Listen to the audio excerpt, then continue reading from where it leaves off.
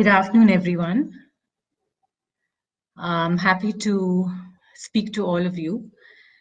And just to give you a brief introduction about myself, my name is Poornima Matthan, and I've been in the line of PR and communications for about 20 years now. I've been working with a mix of PR agencies and corporates, and it's been a wonderful experience. And in this field, it's really important to get your base and your foundations working in PR agencies, because you work with a number of clients and you deal with all kinds of teams and projects and companies. Whereas in a corporate, it's a very different kind of experience where you're working with one corporate, but if it's a global company, then you get global experience. You can focus your efforts on one company and what they do.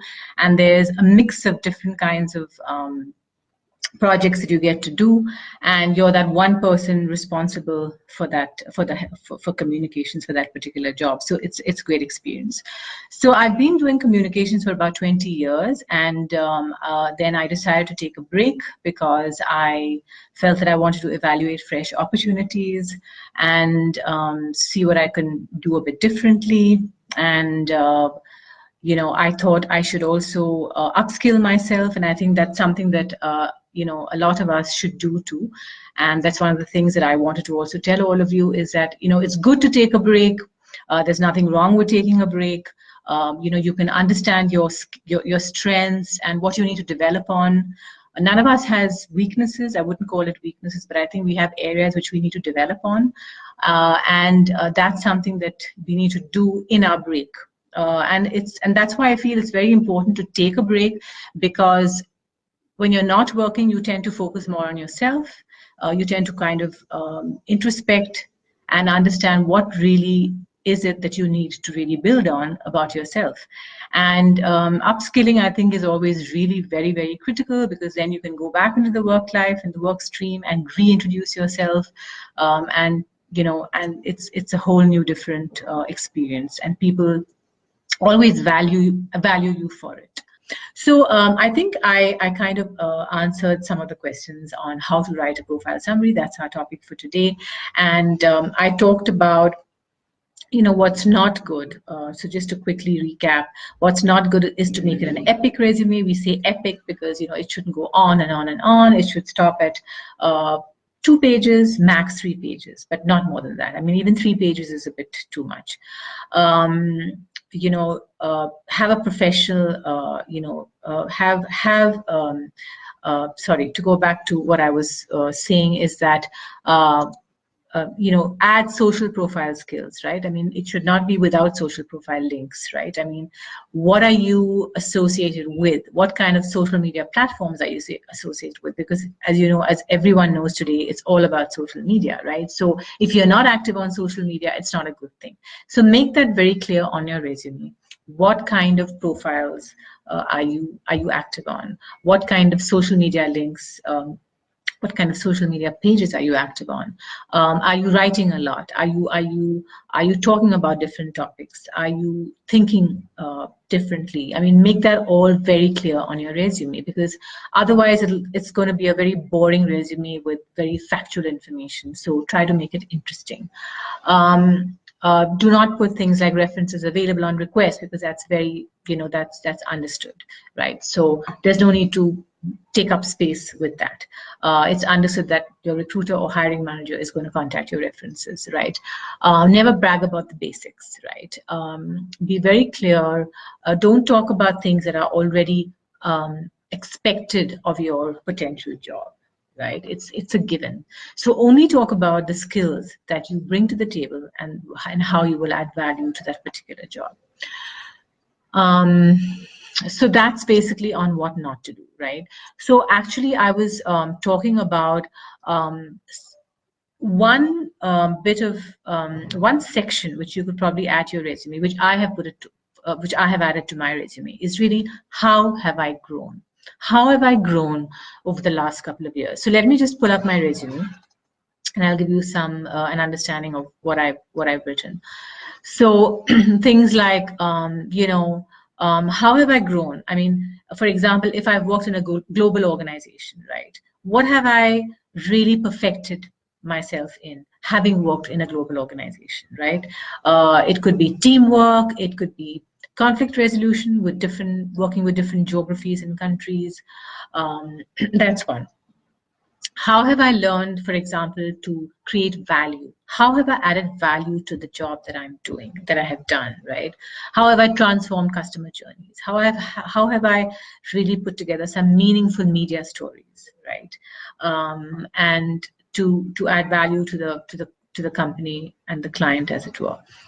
How have I learned that SEO, for example, is vital? So today everybody's talking about SEO, search engine optimization.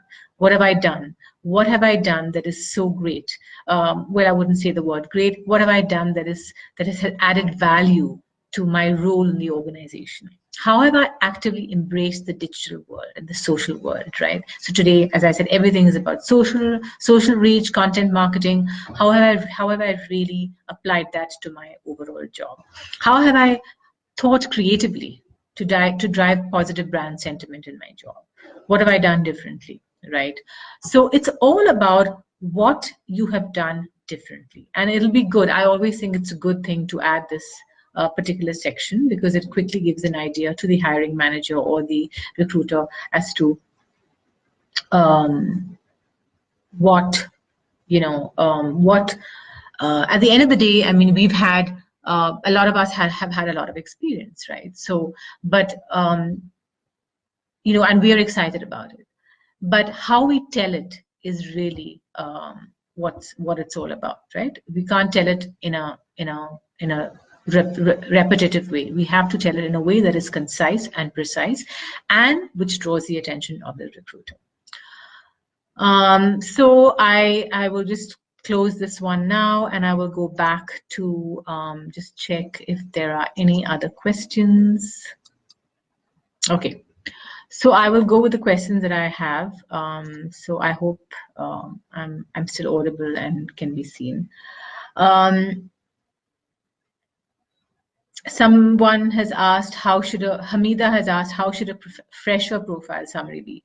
So fresher profile summary is also something that, first of all, once again here, it should be brief, and it should not, as I said, a fresher profile will probably be even briefer, right? So make it even one page, right?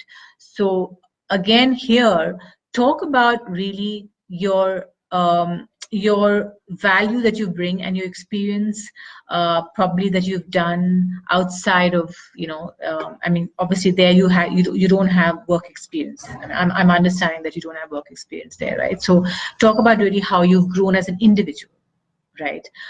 You've probably done some certification courses. You've probably done, you can also talk about, what you've done to give back, for example, to society. What have you done differently as an individual? Because obviously, as I said, you don't have the work experience to really talk about. So it's more about your individual growth and what you've done differently. It's more about the value that you've brought. Probably you have done some internships also, so you could talk about what kind of projects you worked on in the internships, right? A lot of value today is given to how you've given back to society, what value you've provided as an individual, right? So today it's not only about academic excellence, right? It's more about you as an individual as a whole. So people give because a lot of times when you go, I mean, I've seen it especially in global interviews and things, right? I mean, interviews for global companies. A lot of times the hiring manager or the person on the leadership committee really asks you about your hobbies and what you do differently, and what you have what you've done outside of your normal profession, as it were, circle. So it's a lot about how you've really grown as an individual.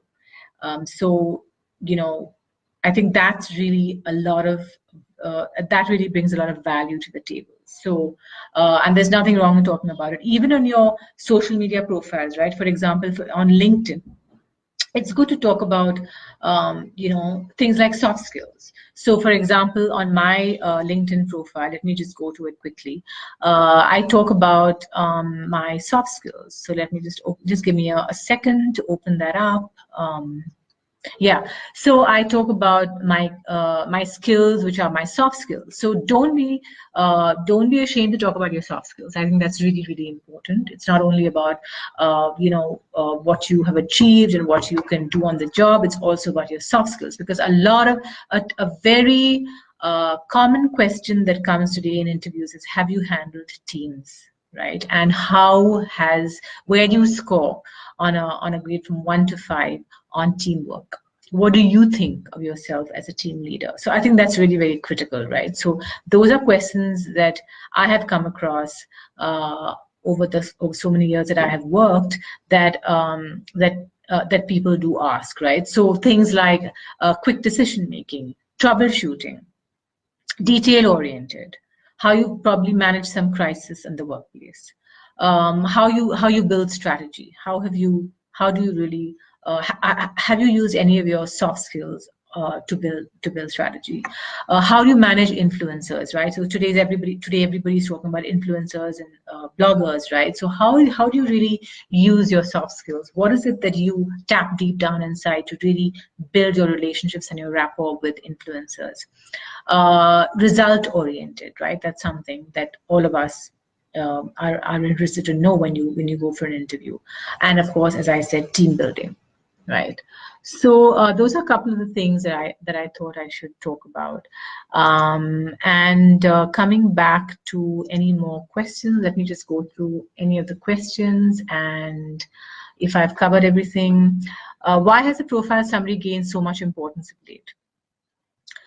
That's because you want to give, it's a general summary of all the work that you've done, right? Now, just linking this back to one question somebody had asked earlier, and I don't know if I've talked about it, but I will just quickly talk about it again, is that a cover letter, what's the difference between a cover letter and a resume? A cover letter should actually relate to the job that you're going to apply for. Right? So if you know about it, obviously you're going for an interview and you're applying for a particular job, you have to do research on that role, and you also have to understand in what way can I contribute to that particular role, right? So that is really what your cover letter should contain. But your resume is an overall summary, a general summary of the work that you've done and the different elements of the projects that you've handled in your various job profiles, right? So that's the difference between a cover letter. So in your cover letter, you need to very precisely and briefly say, this is a snapshot of my background, and this is how I'm going to bring value to the role. So that's the cover, and that's all the more reason why you should make a cover letter very compelling. So that's really important. Why has the profile summary gained so much? Because, as I said, I mean, that's where all your, all your capabilities and all your certifications and all your good stuff is packed into. So that's really important. A cover letter alone will not really hold good, because there's only so much that you can pack into that small one page or whatever. Or cover letter should actually be half a page, not even a one page, to make it really precise. Ideally, how long should a profile summary be? I said, I had mentioned it before, it should be about 2 pages, not more than 2 pages. I made the mistake of making mine 5 pages because there was so much to pack in, but it's really, really important to keep it brief. No one has the patience or the energy to go through 4 to 5 pages. So I would say 2 pages. A 1 page would be fabulous, but of course it's not always possible to put everything into 1 page. It should be 2 pages, right? Great. Akshata has asked, I have heard a resume is not the only thing which employers are looking at these days. Any other innovative way to showcase our work experience and life skills? How about video resume? Any free tools which we can use to create one? Yes, a video resume is good, but sometimes we get a very traditional, conservative hiring managers sometimes who only want resumes, right? Because there's in a video resume, yes, it's good, but there's only so much that you can pack in, right? It can't be too long a video either. So a video resume probably can be used like a cover letter. So you can produce that as a cover letter, and then you can give in your main resume. So I would look at it that's my personal opinion, that a video resume is also good. I mean, everyone is going the online way today, and so that's and the video and the voice way. So that's a good way. But I would say use it as more like your cover letter, but your main resume obviously has to be in a paper form. I mean, in a long document format, in long form content format, for them to really understand that. So I hope that that has answered your question. Let me just go back, and I trust that I have answered everyone's question. I don't know if there's anything more. Let me just check for any more questions. So once again, as I said, a cover letter can be used as, can also be a video format, and a cover letter should relate to what kind of skills you bring to that job at hand that you're pursuing. It should not be more than maybe a paragraph. And of course, you have your resume, which is the general summary of all the work that you've done.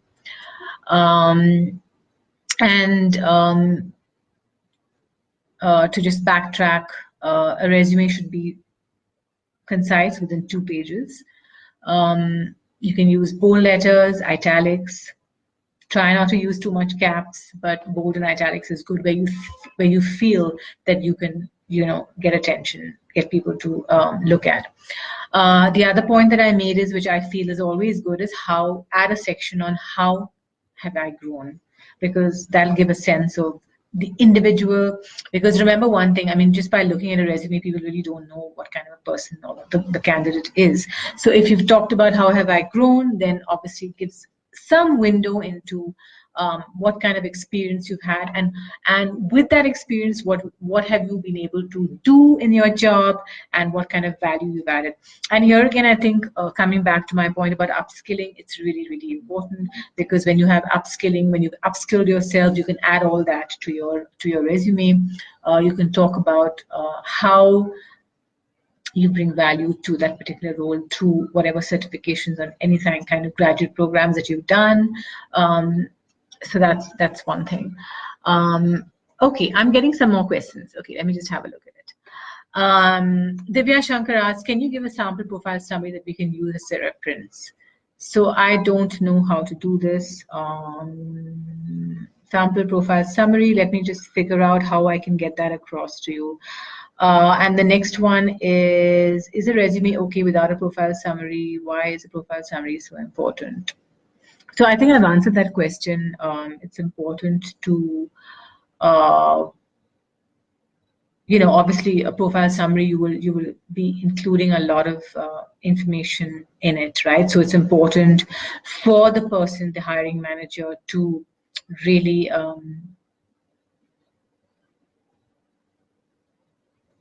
okay, great. I'll do that. So somebody has said you can, you can post it in comments later too. So I can do that too. I can give you an idea of, because as I said earlier, I don't know how many of you were able to listen to that. There's some nice formats by which you can put, let me just, I had put that together for someone, for myself some time back, let me just go down to that. Profile summary, a sample, right? So you could probably, make it 2 columns. So few of us actually, I haven't seen it in too many resumes, but a lot of us tend to make our resume formats like everything on 1 page and everything on the 2nd page. I think what would work is if you make it into 2 columns on each page, right? So then that way you can pack in a lot of information. So probably on the left side, you can put work experience. On the right side, you can talk about your skills, for example, right? So I think that's a good way of kind of putting it. And it's very different, right? You can have a line down the center, have 2 columns, talk about what you've done on the left and your education probably, and on the right you can talk about your skills, your interests, right? As I said, it's very, very important to talk about your interests. It's not only about the academic side or your work side. A lot of times, especially when you're applying for for jobs in global companies, they're always looking at your interests, right? So it's very important, as I said earlier, what kind of interest you have, what kind of value have you brought to the, whatever it is, to society, to the world at large. It's important to talk about how you've given back, right? So it's not only about your job profile as such, right? Can we highlight the career break in a positive way in the profile summary? Yeah, that's another question that Vandana asked. Can we highlight the career break in a positive way in the profile summary? So, for example, in LinkedIn, right? So I have actually, I'm telling you from my experience. So I'm talking about, from my experience, and I have basically in my resume and in my LinkedIn profile, I've said that I'm on a life break, right? I'm on a life break, and I am using this time to evaluate fresh opportunities, and I'm also studying, and you can sort of also pack in some of your interests, in terms of how you really spend your time. It could be whatever it is. It could be going back into a jungle to do some wildlife stuff, or believe you me, today it's really, really interesting for people to read. And don't be ashamed about things like that. These are the softer parts and the softer side of you as a person, right? And I think it's very important to add all that, whether it be LinkedIn or your summary. Obviously, as I said, one is really actually limited in a resume, obviously, because there are only so many pages you can pack in. But it's okay to give 1 or 2 lines on that, because that really gives out your softer side. So yes, I have put it as evaluating fresh opportunities, on a life break, studying. There's nothing wrong with that. Today, a lot of people are doing it, and so there's nothing to be embarrassed about, because one can grow a lot, as I said, if you take a break, right? So you don't necessarily, but my advice to everybody is keep busy, do things on your break, and upskill. I will reiterate that many times. Okay, you must upskill yourself. Don't sit idle if you can help it. Do different things. If you've not spent time, I've realized that I've not spent a lot of time doing things that I love when I was working, so I'm spending time on that, and I'm getting a lot of joy out of doing that. And I think a lot of us should spend time doing that if you're on a break. And I think today, employers today are really, really, looking up to people who are taking a break, and they feel that this person has had the courage to take a break, to sit back, to reinvent himself or herself. And the other part of it is that this is a comment that's not specifically related to this topic, but I just feel that yes, Jobs for Her, it's great that we are encouraging people, women, to come back into the work life after taking a break. So I think today a lot of hiring managers focus on diversity roles, right? So that's a big, I've come across that in my life. So especially over the last one year, they're all looking specifically to hire women, whether it be, sales role, general stream roles, finance roles, whatever it may be, but they are, and also leadership roles, right? So I think it's coming back in a big way. Okay, so great. I think we're done with the questions. Thank you all for listening in, and have a great day.